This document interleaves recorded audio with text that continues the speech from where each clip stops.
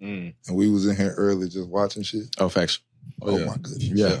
They had a highlight tape, and it was just one game. It was one game. It was one game, 3 minute long the highlight white and gold team, 33, 55, 38, 78. 2. Yeah. Didn't stand a fucking chance. It was getting cooked. Yeah, that Pale City. I remember that game. And you can, you got a good, the recruiting a good lineman when you look out there and just make sure he bigger than everybody on the field. 33 was getting. He was a sled. It was over with.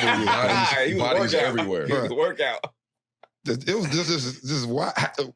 I think the first 3 plays was number 33. Like, I'm not trying to even play against him, bro. Set the tone, man. Set the tone. I'm saying what 88 pancakes, and in high school. I don't even know how. First of all, that's the question I got to ask y'all right there. How y'all counting pancakes? Because sometimes we don't really fall. We fall on our own, trip over our feet. But y'all end up doing it. That's a pancake. That's a pancake right there. Them all IHOPs right there. All of them is IHOPs. Big stacks. Hell, you had a couple of them where you ran past the running back. You had more yards on the block. On the block than the running back. That shit crazy. Yeah.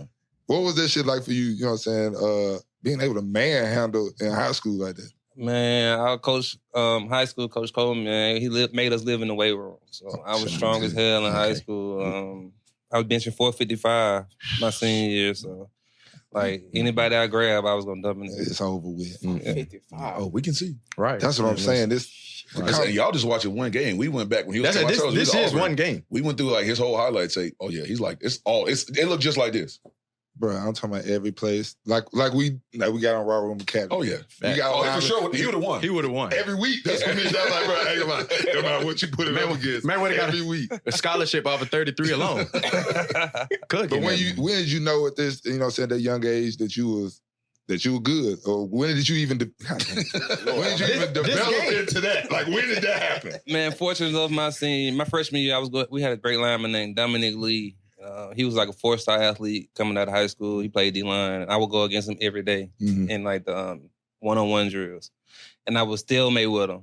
Like, okay, I can do this shit. You know what I mean? Like, he a senior, I'm a freshman. I'm up at stalemate with your ass. Eventually he won, but I'm like, I can do this at a high level for sure. When did you start playing football? In the 7th grade. Okay. I was always too big. Too big? Well, yeah, because of that weight class, boy. Shit. Okay, 9-year-old me ain't trying to pick some nigga that's 255. Hell no. I ain't My never mama played. would be like, no, let's take Daren off the field. Come on, baby. We're going to go somewhere else and do this. That's crazy. Then you went straight to the line. Oh, yeah. Straight to no tight end. He never touched the ball. But growing up, I always told my dad I wanted to play football, but I was always too big, so... Every Saturday morning, I would wake up and watch the top linemen in the Southeast, even though I wasn't playing football yet. Oh, okay. So I saw, my dad said, you can be this. You just keep grinding. So I saw I had the vision of what I could be. Yeah, that's what I'm talking about right here. Finish him. That's what I'm talking about. Finish him. The ball fence back there 10 yards. Right. That nigga got 15-yard block just now. Look at the real. They like, shit, shit happened, bro. But I will say, though, being that size, what is the mentality like? Because you saying you learned it at an early age before you even stepping on the field. Like, all right, I can do this. But being able to actually do it with having that size and able to move and do the technique shit, because that's what, come for y'all and play. Like, when did that develop for you? Like, because it happened fast. If you just start your freshman year, you the number one tackle by the time your senior year hit. Right. That's a lot. That's fast. Mm-hmm. Just, preparation. I mean, I played other sports growing up. I love basketball. I played soccer as a young kid. Okay. So I always athletic. Yeah. I was always the big athletic kid. Mm-hmm. And then, like I'm saying, my dad said one day he was coming home from work, he noticed that the plate the same size as his. Mm-hmm. On the side. Damn. He would ask my mom, who else coming to eat dinner with us? I'm like, nah, that's for your son. So eventually, I kept getting bigger and bigger. And my dad said I ate myself from a safety to a linebacker to eventually offensive lineman. But, I always wanted to play O-line, because there's no better feeling than moving a man against his will. Ooh, it is. Talk to him. So, there's no better feeling. versus South Alabama. Big, young Drake. Yeah, that's the junior All-Star game. Oh, they had a junior. I know. So this going into my 11th grade year. Oh shit! I didn't know that. I thought they only did the seniors. Right? What the hell? Man, Alabama, we had so much stuff going on back in the day, and hopefully they bring it back. Because it was They don't do the All-Star game no more. not for the juniors. Oh yeah, okay, so it's just seniors. Yeah. Okay. But other than that, you playing in the Army All-American game, one of the number one tackle in the country. Like you doing everything. Like that's just the start of all your accolades and everything from there. But what is it like going to one of those Army All-American games? Is it the same thing like going to the Shrine or the East-West game?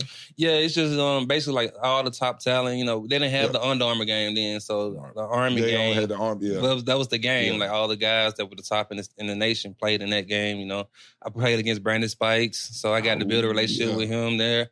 We would practice against each other.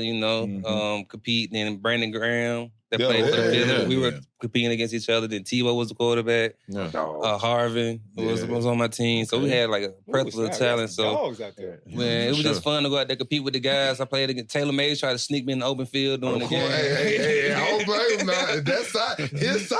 Yeah, so it was fun. Taylor Mays trying to sneak you. But yeah, it was great to go out there and spend a week with those guys, build that camaraderie and relationship with everyone. That's I ain't gonna lie, I would hate being a motherfucker that was a 2-star, I'm over here always on them little sites trying to look up, say, damn, who went to the All-Star game? Oh, hell no. No, I'm better than that nigga.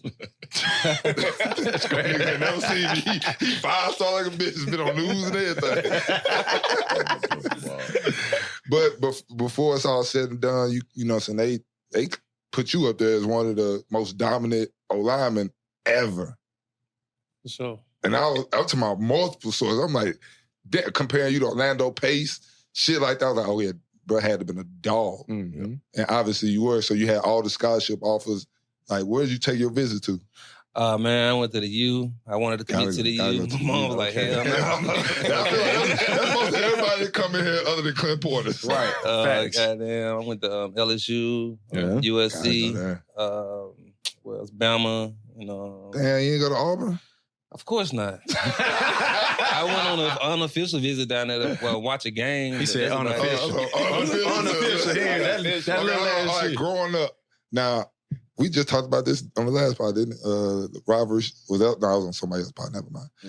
Growing up, did you have to make a decision? Being from Birmingham, being from Alabama, did you have to make a decision early in life, Auburn or Alabama? Well, the biggest thing when I was growing up, Bama was never known for playing an African-American quarterback. So most black people went to Auburn. So I grew up naturally an Auburn fan. I had blue and orange shoes. I had I was big time Auburn fan. But when it came down to the nitty-gritty, wow. That's crazy. Bama. He switched up on that. Hey, okay. Wow. So you take your visits, obviously, you take your visit to Bama. And what made you want to end up going there? Just at the time, just wanted to be an in-state legacy, start something new at the University of Alabama. Like, they weren't recruiting, getting guys of my caliber to come in and play, for the university. So I wanted to start a trend. And luckily that trend just kept going because after me, it came the Julios, Mark Ingrams, Mark Barons. So just to be able to start that off at Alabama, get those guys to come in and play at a high level. I played at a hell of a high level also, get all that talent and stay in the state of Alabama, and just be a legendary. Sure. Was Bama trash before you got there? They were decent. Just the average. They were decent. King and them, they were working. Shit.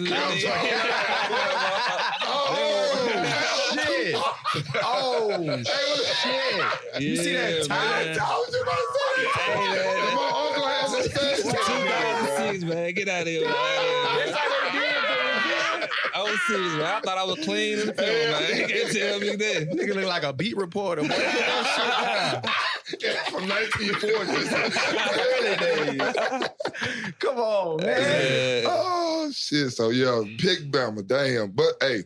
This is our first Bama player. This is our first. Outside of the basketball player. What's his name? Richard Hendricks. The one that we scared Rich. The one that we actually scared off. Rich Hendricks. Yeah. He took the one what? The one that we scared off one time. Yeah, Rich ain't never coming back. Rich ain't never coming back. We had a whole family fight, bro, in front of our company. He was scared as hell. He said, it was one of them family fights where as a family, you got to take somebody. It was going down, man. It was going down. I don't even remember what the fuck. Oh, yeah. The bottle slam. We're talking about Steph Curry golfing. I seen the bottle slam. I was like, oh, yeah. You see the nigga Bane in the net and shit. No shit. But wait till you see, bro. That shit was too funny. That nigga DB. Hot. That was PB. Anyway, bro. Anyways, first Bama football. Niggas was wild. It was crazy. Anyway, so listen, I got a question for you. So I want to go back before we go to college and everything, back to high school. So like, even before that, you said that you started playing in 7th grade and you was playing other sports. You said basketball, soccer, you had good feet. I saw that you also was a track and field guy. Yeah. You did discus, you did a shot. Right. Right. I want to ask, like, what was your technique for the shot? Did like you like spin? Was you straight power? I was a glide. Was you a glide? Yeah. You a glide guy? Okay. All What's right. the difference in the spin and the glide? Well, so a spin, you obviously actually spin it. When the glide's like you punch, it's like a punch. Like you just drive off of one leg and then just. Oh, like. I mean, but it makes sense. Like face the opposite way, but you glide backwards and turn around. And I was saying, well, I glided too. Oh, okay, glide. Shit, I'd have been a spinner, boy. Oh, yeah, you say that. You say that. So that ball slip out your hand and you break your damn. I seen somebody break their foot. I feel it, but I'm in there, bro. Come on, I'm spinning. But I guess the reason I bring that up because I mean, you said that you had great feet, but then you benching 425, 455. Yeah. So you straight power too. It's like that. It's just crazy. I mean, so how was I gotta ask? I'm a track guy. So I mean, how was you in the shot? Were you like state champ, all that? I wasn't a state champ, but I always made it to the state, you know. For real? Competed, played at a high level, you know. I always be some guy who's been doing the technique forever. Of course. Have it down pat, but I always competed at a high level. Okay. And when you was going on any official visits, did you see any crazy shit? Like everybody some wild shit? Like Ruben Foster getting tatted when I took this nigga when he came to Auburn.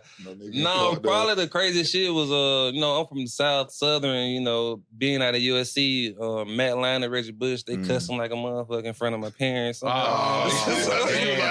the fuck? That's doing a pet rally at the girl dancers were dancing with the guys doing a pet rally the night before the game. So Pete Carroll had like USC turned all the way up. Well, damn. You just experienced that, you know, and just being around those type of guys, you know. I'm fortunate of drawing a brain right now, but J-Rock, LSU's quarterback at the time, he was my host down at LSU, so he took me to a nightclub.